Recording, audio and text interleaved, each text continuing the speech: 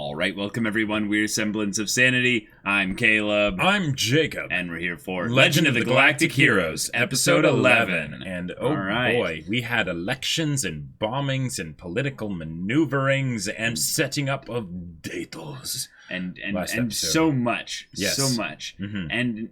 And Yang just kind of bumbling, just trying to maneuver his way through it all. Yeah.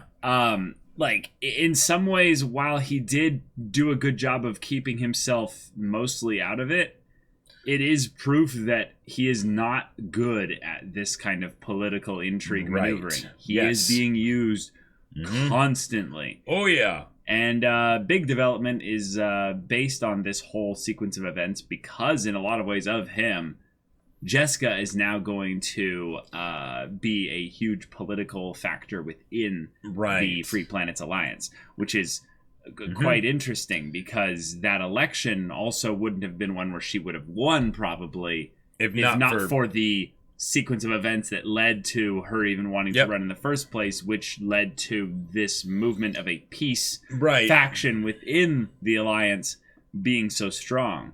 Yeah. And therefore end up being underneath the target reticle of TrueNet. Right. But they are still attacking because that was recent developments, and they don't have that level of political power just yet to be able to change things like that. So, well, yeah, and it's probably like one seat, if anything. Right, exactly. She's the governor of like one of the big cities on the capital planet. On the capital planet. Right. So it's like, sure, cool. You got outvoted by all the other ones. So the planet representing you, didn't send that vote in. But that's happening in a week from where the last episode ended off. So maybe that means we're going to be going back to the Empire and Reinhardt and all that stuff. In preparation, maybe for the fact that they're probably going to hear about the Alliance getting prepared to invade by Fejon, for instance. And it probably wouldn't. At least, you know. It probably wouldn't take too much to figure it out, too, because it's like, all right, they took the Isolon Fortress. What do you think they're going to do now? Definitely not attack, you know? Like now, that would be interesting to see if the Empire does take action in order to establish some kind of a peace treaty, or if they're like, no, we cannot stand for this. We cannot show weakness. Oh, yes. And then Reinhardt's like, well, obviously, those idiots aren't going to want to show weakness, so we're going to have to prepare for the Alliance attacking. How can we do that, Kirkheis? And company, and then they come up with a plan to basically do something because they have no immediate layers of protection here. So maybe that is very true. Maybe we'll need some new weapons or some new tactics. So, y'all, without further ado, let's get into it. All right, everyone, now be sure to go check out the reaction portion of the video in the description below, and then come back here for the discussion.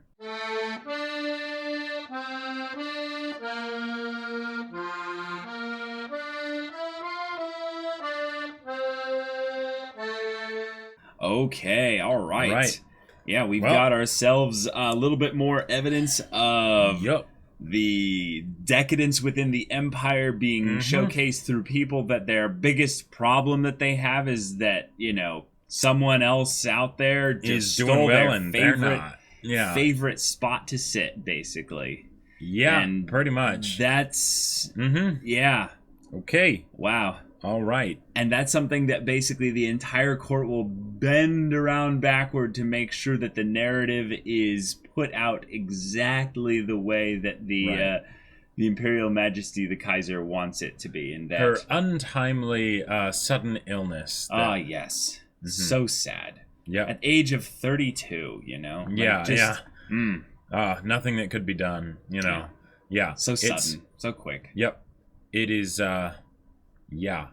This is something that's quite interesting, though, is that while you think about her narrative that Lady Annerose was a leech on the Golden Bomb Dynasty. I actually think about that from the standpoint of what could be, and I go, you know what? She might end up being a prophet of sorts, where she kind of like predicts something that leads towards, in some ways, our boy Reinhardt getting a lot more power. Is that because of Lady Annerose's presence next to the Kaiser? he shows Reinhardt maybe in some ways a little bit of bit of favor that he's not necessarily doesn't deserve, but something that might be a little bit given a little bit quickly. Yes, right. The fact that he was almost made what was it, a marquis? Almost, yeah. Yeah, and then he ended up turning that down. That's something that cannot be ignored. And because he doesn't come from one of those families that... Right. Yeah. Now, granted, even if Reinhardt did not start it, he will most certainly finish it. Right? So... At this point, like her whole thing of like, I mean, maybe it was exposition of a sorts that like there would be a way to sort of undermine Reinhardt if she was gone because then he wouldn't have the Kaiser's like protection or whatever. It's possible. I think it's possible. Like that would definitely be an angle that they could take, but it wouldn't be a sure thing because he has the power that he has now. And it's a separation of those political positions. Right. He is in the military. She would be on the court. And he has done some pretty amazing things in the military. So, you know, there's reasons why he's in the position that he's in now. As much as you know, his sister being close with the Kaiser did help. His enemies also helped that a lot by trying to sabotage him, giving all these chances and opportunities to shine, and he ended up doing that. Right. So in some ways, her attacking, you know, the Kaiser actually through Annerose, which was essentially what she was doing. She might not have seen it that way. She's like, I'm trying to help the Kaiser. Yeah, sure. Okay, drink this. That was dark. That was oh man. Like, oh, you have the choice to commit suicide instead of actually being executed by firing squad or something. Right, you're being voluntold to no, you're going to drink this, you know. There you go, right? Jeez, like there are two moments where I was like, oh, this is pretty dark. Was the moment of like, okay, get on your knees, open your mouth. I'm like, oh my gosh. Yeah. And then there was the moment where she like puts the two fingers back there and they grabbed her elbow and pulled it back. I'm like, oh, they won't even let they don't even want the marble flooring to be sullied with her vomit or something. And also the idea of no, you're dying. This is happening. You can't. Yeah. We're not going to let you try and stop this. Like, it's because interestingly enough, so Flegel being like, I'll get my uncle to do something, right? I was like, okay, yeah, your uncle is, you know, the Secretary of State. That's kind of a high position. Yeah. Are you sure? How? What will you do? Right? And then it's like, oh, no. Secretary of State has the ear of the Kaiser. The Kaiser, as has been shown, is rather passive, right? He's not prone to having his own sort of decisions that he's going to hold to very strongly, which means that he's also open to suggestion. Oh, yeah, she tried to kill Annerose. I guess, you know, the death penalty is really the only way here, right? You know, it's just what needs to be done. Yeah. Like, that was probably the other scariest thing for me in this situation is that the Kaiser didn't even really want to do this, right? Right. It seemed like he was giving an option of like, I should have attended to her sooner. Yeah. And I didn't think of that as I should have killed her sooner. Right. It's just that I should have made sure that everything was smoothed over and, you know. But yeah, that leaves us up with a little bit of a mystery. Was that the Secretary of State that pushed for that because of Flegel's influence? I believe that's what they're insinuating. Or is this something where this is the darker side of the Kaiser? Oh. Is that specifically with the women that he consorts with? Sure. And this is something that I'm a little bit worried about because I'm going to go into a little bit of a theory here. I think that the reason why Annerose was one that lasted this long, essentially, as a mistress of the Kaiser, is because she was so young at the start. So she's still only 25, so she's still very young. Yeah. Yep. And it was partially and maybe in another 10 years if the Kaiser will still be around in 10 years, but if he were to be around, then he would probably get rid of her. And partially I think of that's because of the point of them saying, well, when he reached his 40s, he started to look for companionship. I was like, oh. The whole idea of we know that he already sought out Annerose, I just don't remember if we were told what her age was. I just knew that she was young, and then it's the whole thing of, oh, she was 15. Yeah. Jeez. Yeah. This is like going back to some of those like more medieval time kind of situations. And I mean, to be fair, the fact that he was in his 40s, he had already been like, this was already an established pattern that he just continued probably. Right? Like Annerose, you know, wasn't anything special probably. No, I understand that. I'm just saying that like the idea that this was something that is probably there's not a whole lot of evidence against my theory that Annerose will be one that he eventually is like, all right, now I'm done with you. Right. Kill her. Oh no, she fell ill. I don't know if he'll necessarily kill her. He might, because of what happened here, and be like, this could be a potential problem. But like with the other lady, he basically was just like, no, you still have your high station, you're a marquis and all that stuff, but no more relations with me, right? You know, that's cut off, right? Right, but in some ways his passivity was something that led to him not even really acknowledging her. It was like an unintentional shunning. Because he didn't specifically say, like, I'm never going to see you again or anything. He just didn't invite her to his court really ever again. Right. Like to his estate or what have you. Yep. And he's the most powerful man in the Empire, so to her, that's the intent. That's the effect of a shunning. Like that's totally. Like, right. And in the situation for the Kaiser, I feel like the scariest thing about him is that because he didn't want to rule, right? Because he didn't want to rule, he gives power to freely. Yeah, exactly. He doesn't really care about the effects of what he does on other people, right? As it's much just as he should, probably. Right, because he doesn't care about ruling, right? He just wants to sort of live his peaceful life. And he also kind of doesn't care about the dynasty that he represents. Yeah. He mentioned that is so much when he was talking with... I think it was the Secretary of State. I think it might have been, yeah. Basically bringing up that in some ways maybe letting some things die so that things can change, it might be a good thing. Yeah. And I looked at that as that's a very...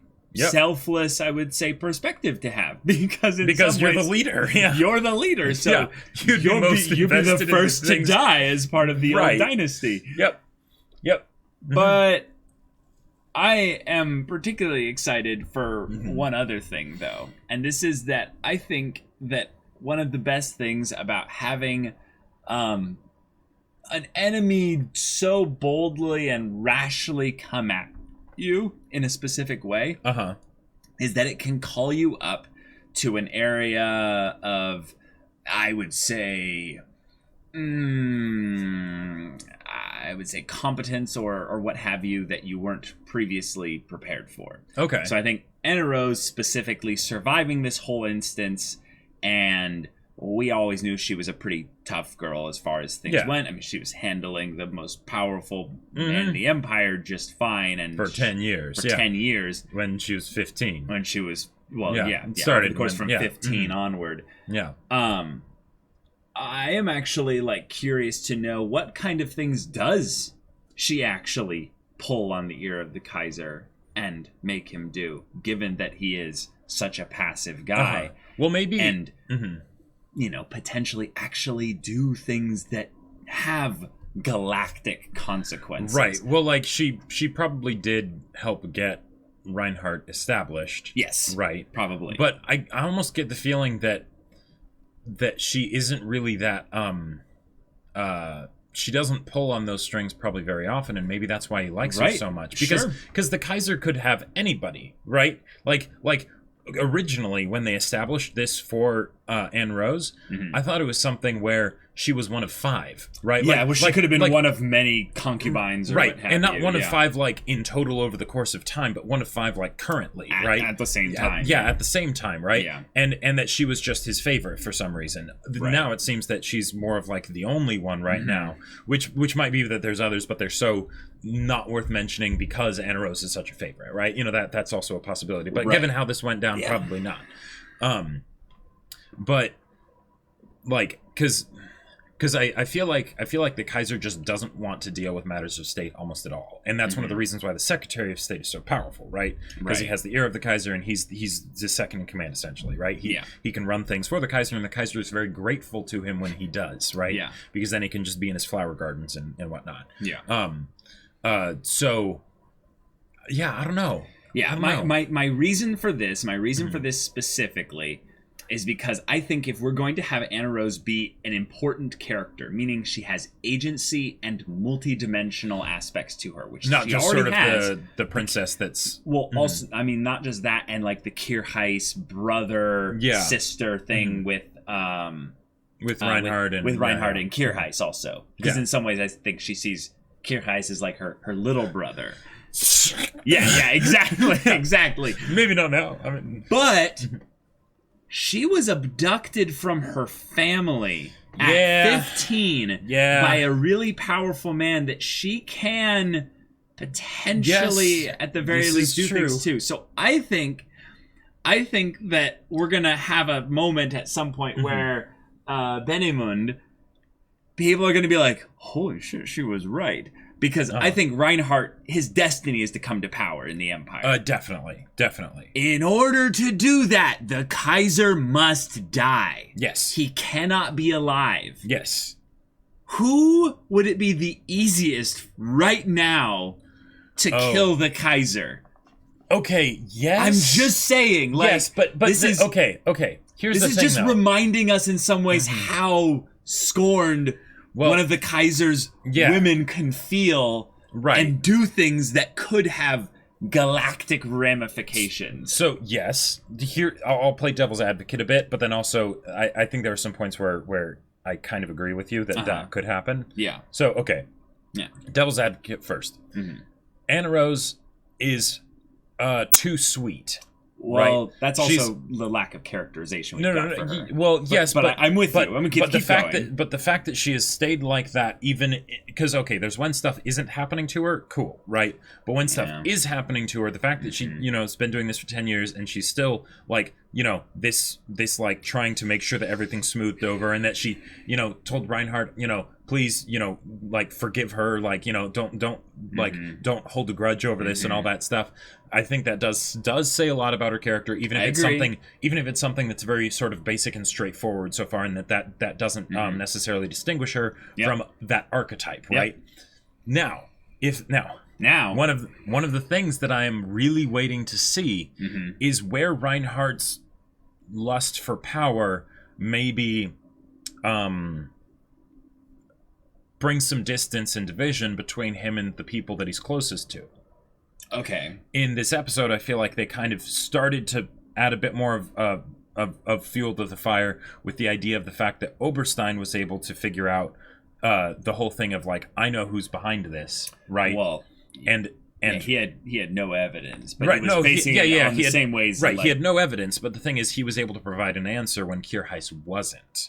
Sure. Right. So that's one thing, right? Because Kirheis. How's that related to Annerose? So that's for Kirheis. The two super close people to Reinhardt are Kirheis and Annerose, right? That's how they're establishing it with Kirheis, right? Okay. And in a lot of ways, it's more important that they do that because they're the ones going into battle, right? They don't need to divide Reinhardt and Annerose, especially considering that his sister is everything to him, right? Yeah.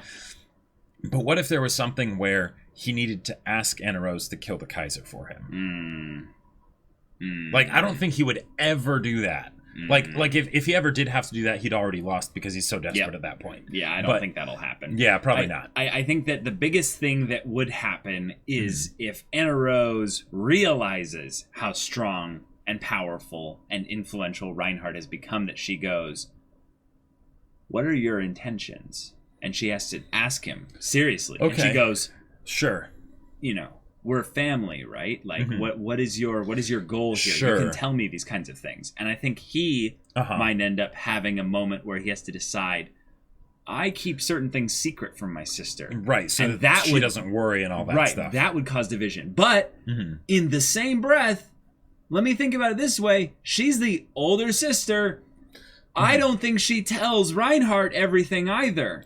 Sure. I think that when you're 15, brought into a powerful man's estate... And Reinhardt's 12 or whatever he was back then. Yeah. And, I don't think he puts himself upon you in a way where consent is involved in the slightest. No, he brings you in and then it's absolutely, Yes, he's such an honorable women's gentleman. rights and all that stuff and Nope. They've actually never slept together. So let's be real here. He's raped her multiple times at this point. Yes. Do you think she would tell her little brother that when he's growing up? No. Oh, definitely not. No. And there's multiple levels going on here potentially with that. And I think that anyone who had been dealing with that, even if that person in the other breath would give you all these wonderful things or things, Right.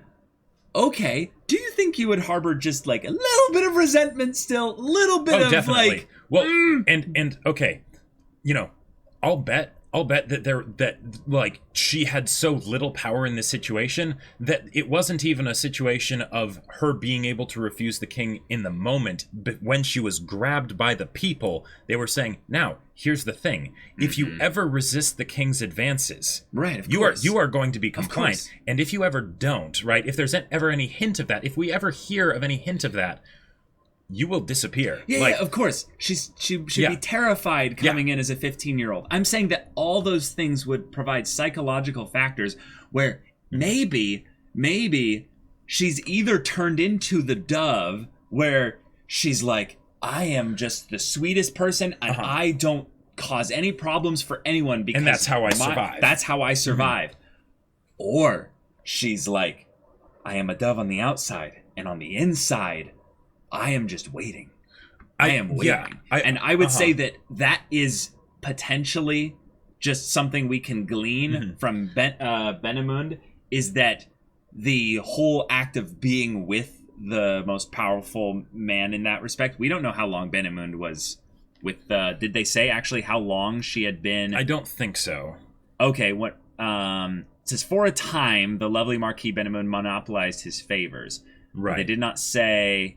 But that did not last too long. Yeah. Yeah. So I would assume in some ways that she was already relatively older, like an adult by that time because she was already a marquis at that point. Yes, that is a great point. So she's probably, of age at the very least. Right. Jesus. Yeah.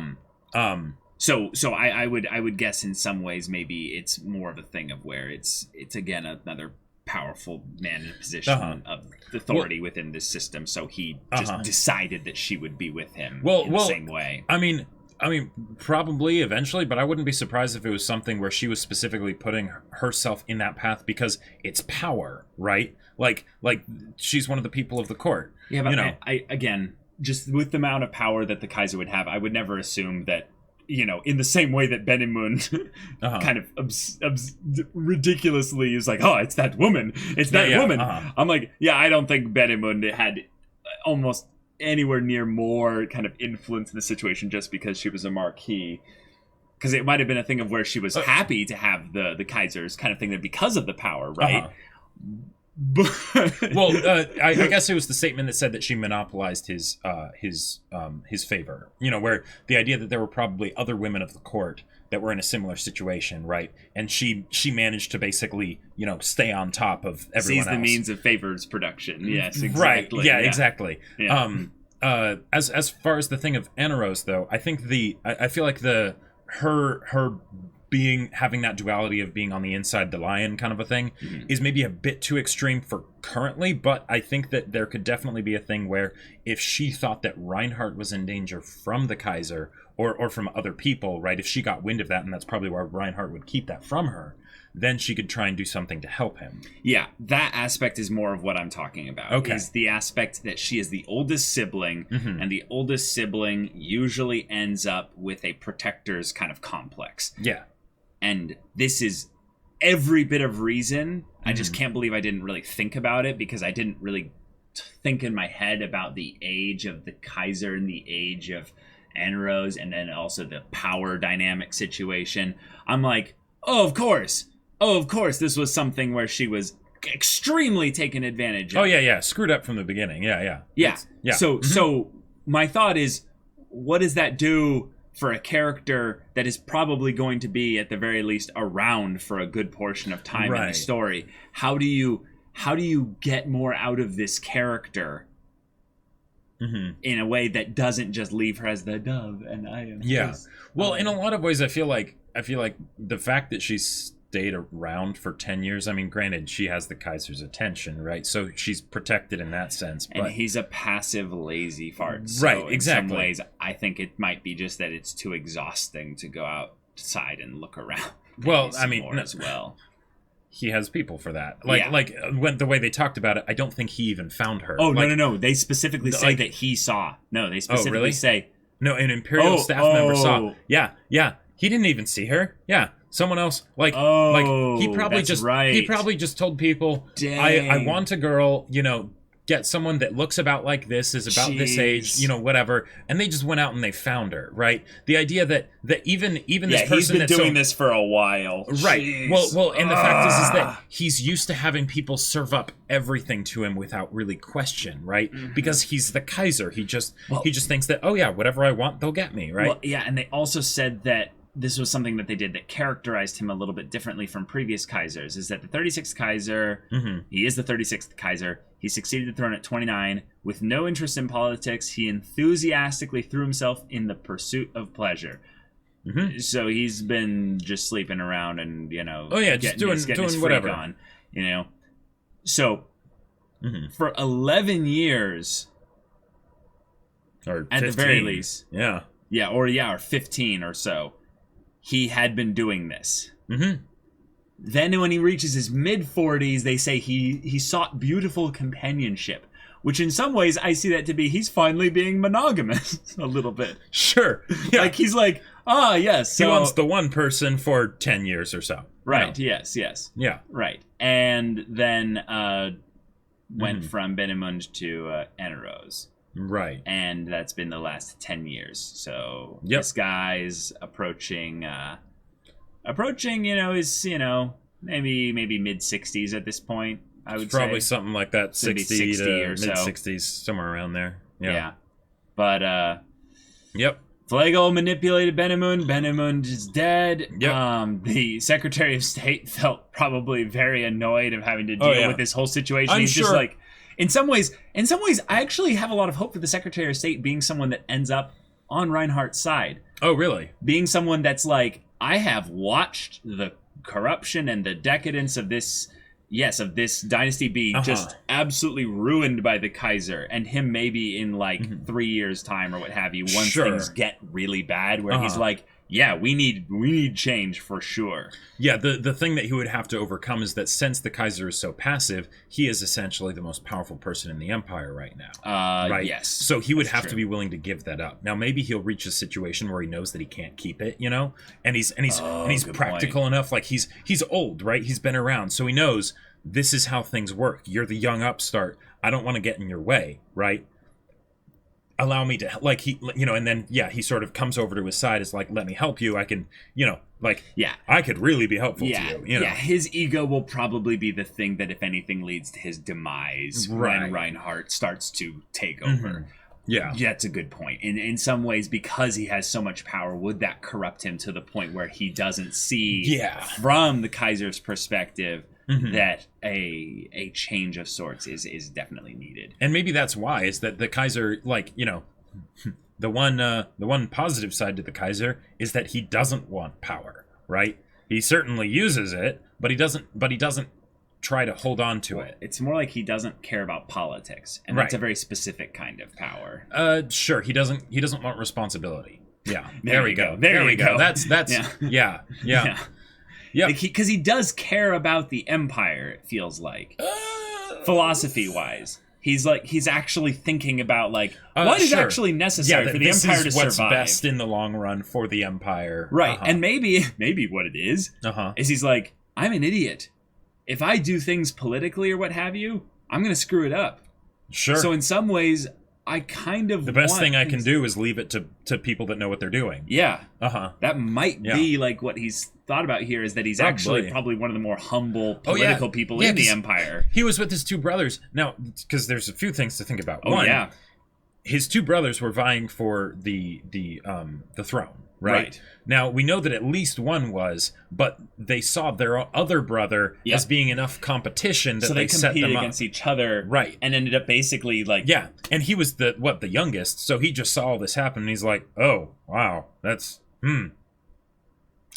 Yeah, that, okay. And if anything, because of the way that the parties of the Empire's families and what have you were divided about this, and it led to the whole thing with the painting in the previous episode. Yeah. It could be a thing where the Kaiser was one where he's like, I was set up for this because a bunch of other houses saw an opportunity and allied with me to push my claim, and I just ended up with the throne. I feel like I don't really care about it. I feel like he's basically Maester Pycelle, right? Where it's just like, hey, the key to surviving at court is to not try to do anything, right? Pycelle is actually really smart. No, yeah. But he plays that. Well, no, I know. Yeah. He's the facade of Pycelle, but that was a deleted scene anyway. So, but that basically that's his trick. That's how he's been around this long. Is that he's people know how to handle him. It would cause more trouble if they did get rid of him, right? Because right now they can keep doing what they're doing from the shadows with the pretense that he's the one doing everything, but he's not, right? That is actually a great theme, though. The idea of powerful people that are idiots that are being manipulated by smarter people that have selfish intentions. Sure. The idea that there are a lot of people right now in the Empire that all want different things. And a couple of them have, motivations that align because they see Reinhardt as a problem or something like that. Yeah. But one of the main things that is a differentiation between the Empire and the Alliance is that the Alliance has started to twist their democracy into something where the individual has no worth. It is only the collective and the government and the superstructure, military, industrial complex. Fascism versus monarchy. Well, right, but the idea is that the reason why a democracy would collapse is that the individual starts to become basically less and less, meaningful, whereas the state and its power is the only thing that matters. Whereas the reason why a monarchy with nobles and all that collapses usually is because the individuals usually then end up taking their own means of power and dividing them amongst each other, and then it basically leads to a cannibalization, right, where they're needing to basically sell themselves out too much to get the help of these nobles and what have you, and then it ends up with a really divided structure where then when they get attacked, which is literally about to happen, all of them then go, oh wait, please help me, now I need help from the big superstructure that I was selfishly attacking earlier. And granted, I really like that they have this distinction within the Empire of the political side of things and the military side of things, and there's definitely a lot of politics that bleeds into the military for sure, but the political players are completely not thinking about the fact that we better start putting aside our personal shit and band together right now because we're about to get invaded. This has not happened in 150 years,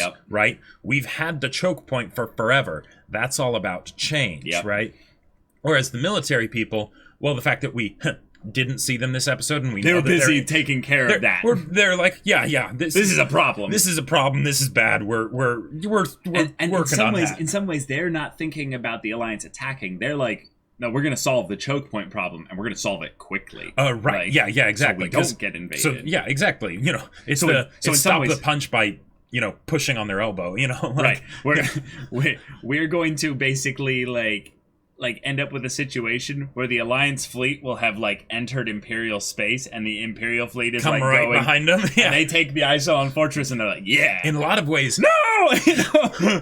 well. Okay, potentially, yeah. No, what happened? But it could also potentially be really good because then you've cut off the enemy. They don't have their supplies. They don't have their whatever. You know. But then a fleet with millions though. Could cause untold devastation, right? And that's the other thing. I don't think there's any FTL stuff in this world. Yes. So yeah, otherwise fleets need to transport across multiple, like, you know, like months of time to go through space and what have you. So there could be a part of the story where they're chasing a rogue Alliance fleet led by Yang or in fleets. Empire. Yes, I know, but inside Empire territory, and it's like, yes, we keep trying to corner them, but this goddamn commander, he keeps outmaneuvering us.